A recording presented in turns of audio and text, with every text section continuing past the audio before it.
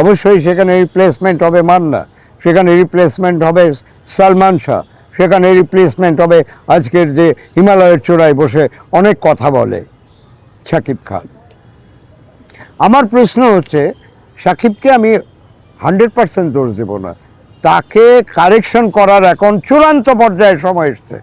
এবং ইন্ডাস্ট্রিতে 2-4 জন 5 জন যারা বড় ছবি বানিয়েছে তাদের সাথে বসা উচিত যে আমি কিছু ভালো করতে চাই। অর্থ যথেষ্ট পেয়ে গেছে, তার সমস্যা নাই, কিন্তু মৃত্যুর পর বেঁচে থাকার মতো কিছু ছবি তো বানিয়ে দিতে হবে।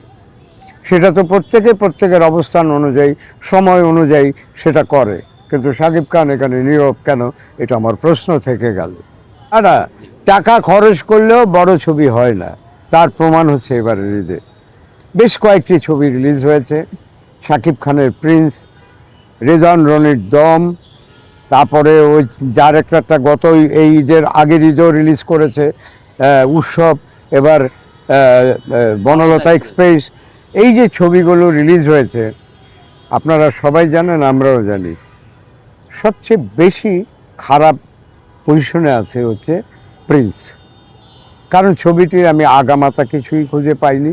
কেন, কোথায় স্ক্রিন প্লে, কোথায় একটা হিরোকে, শাকিব খান কিন্তু নর্মাল কোনো হিরো না, শাকিব খানকে প্রেজেন্ট করতে হবে। তো এই যে না জেনে না বুঝে শাকিব খান ইদানিং ছবিগুলো নিচ্ছে, কেন নিচ্ছে আমি জানি না।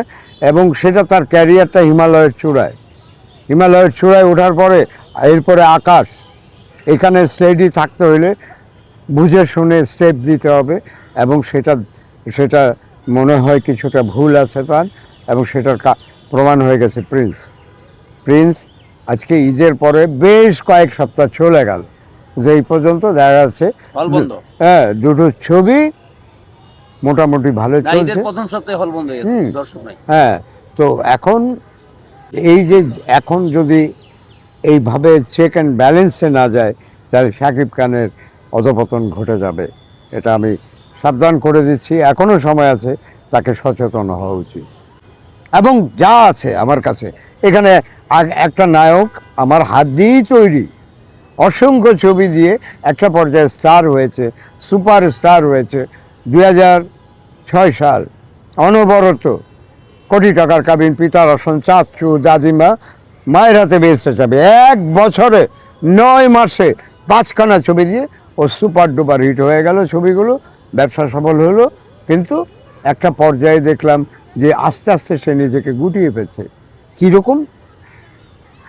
আমরা জানি কোন স্টেজে কোন আর্টিস্টকে কী ধরনের ছবি দিতে হবে, কীভাবে গ্র্যাজুয়ালি তার পারফরমেন্সটা ম্যাচিউর্ড হবে, একটা পর্যায়ে তাকে যে কোনো চরিত্র নিয়ে কাজ করা যাবে। ঠিক সেই সময় সে ফিল্ম ইন্ডাস্ট্রি থেকে বিচ্ছিন্ন হয়ে গেল। আমার দুঃখ। এই যে আজকে যেই ছবিগুলো 5টা 6টা ছবি, ব্যবসা হলেই হবে না, স্থায়িত্বের একটা ব্যাপার আছে।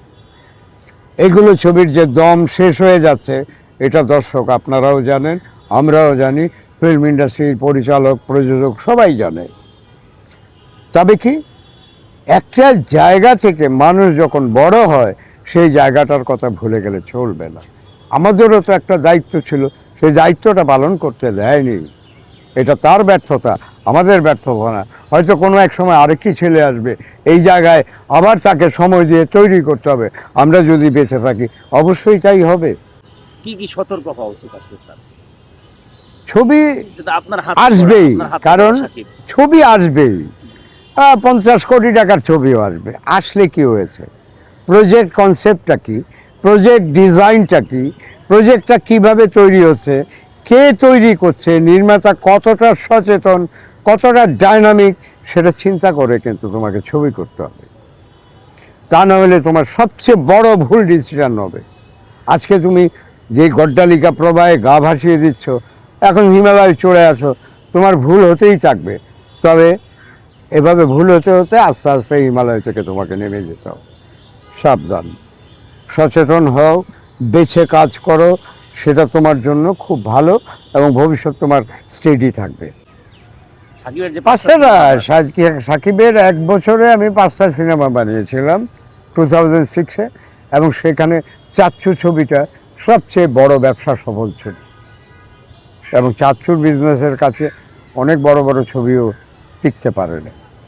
চাচ্চু তো মূলত ডিপজল ভাই বেসিক গল্প। চাচ্চু ছবির তো সেন্ট্রাল ক্যারেক্টার চাচ্চু ক্যারেক্টারটাই করেছে মনোয়ার হোসেন ডিপজল, এবং উনি অনেক বড় মাপের একজন অভিনেতা এবং তা প্রমাণ করেছে আর চাচ্চু। সাকিব সাকিব 5টি ছবিতেই সাকিব ছিল। কোনো ছবিতে সাকিবের ক্যারেক্টারটা একটু কম ছিল, একটু বেশি ছিল, কিন্তু সাকিব তো সাকিবই। সাকিব তো বরাবরই যেখানেই কাজ করে সেটা রেজাল্ট হয়। আজকের এই যে অবক্ষয়, আজকে এই যে বলে যে ছবি হবে না, হ্যাঁ কিছু কিছু সমস্যা তো দাঁড়িয়েই গেছে। কোথায় নায়করাজ, কোথায় নায়ক জসিম, কোথায় মান্না, কোথায় সালমান, এই যে তারকাগুলো ইন্ডাস্ট্রি ঝলমল করে পরপর একের পর এক সুপার ডুপার হিট ছবিগুলো হতো, এখন কোথায়? তারপরেও শেষ নাই। মেকারদের দায়িত্ব, অনেক বড় দায়িত্ব। শিল্পী তৈরি করতে হবে, আবারও মান্নার মতো শিল্পী আসবে, আবারও সালমানের মতো শিল্পী আসবে। তবে কি আপনি যদি সমস্যা নিয়ে সারাক্ষণ গবেষণা করেন, সমস্যা শেষ হবে না। সমস্যা থেকে উত্তরণ কিভাবে হয় সেই প্রচেষ্টা চালিয়ে যেতে হবে। বাংলাদেশ চলচ্চিত্র পরিচালক সমিতি বেশ কিছুদিন থেকে আলোচনায় আসছে যে নতুন মুখের সন্ধানে আবার তৈরি হবে। কোথায় গেল? কোথায় সেই প্রচেষ্টা? আমি মানে যারা এখন ক্যাবিনেট মেম্বার, বিশেষ করে নেতৃত্ব যারা দিচ্ছে, প্রেসিডেন্ট সেক্রেটারি, আমি তাদেরকে বিশেষভাবে অনুরোধ করব ইমিডিয়েট, কারণ ফিল্ম এভাবেই চলবে, এভাবেই দর্শককে ভালো ভালো ছবি দিলে আলটিমেটলি ফিল্ম এক্সিবিশনও আরও দ্রুত, অনেক এক্সিবিশন তৈরি হবে, সিনেপ্লেক্স হবে। গভর্নমেন্টও আমাদের এমন কিছু ছবি বানাতে হবে যেটা বিশেষভাবে আলোচিত হবে। দর্শক, আজকে সিনেমা হলে আমাদের নির্মিত ছবি যায় না বলে ফিল্ম অনেক ডাইরেক্টর অফ হয়ে গেছে, কাজে আয়াত ছবি বানায় না, সোহান মরে গেছে, শহীদ ইসলাম খোকন মরে গেছে, মালেক আফসারি বানাচ্ছে না, মতিন ভাই বানাচ্ছে না।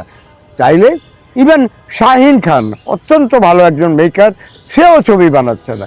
সার্বিক পরিস্থিতি অনুকূলে নাই, সবাই হতাশ হয়ে গেছে। আমি বলি না, ফাইট করতে হবে, এখান থেকেই ফাইট করে আবার আমাদের জায়গাটা, আমাদের যেই গ্যাপগুলো আছে এগুলো ফিল আপ করে আমরা চেষ্টা করে সবাইকে বুঝিয়ে বড় বড় ছবি বানাবো। দর্শক আবার আসবে, আবার মেলা হবে, আবার সবাইকে নিয়ে একটা শাকিব খান, একটা মান্না, একটা সালমান খান গ্যাপ পূর্ণ হবে, এটা আমি প্রচণ্ডভাবে বিশ্বাস করি।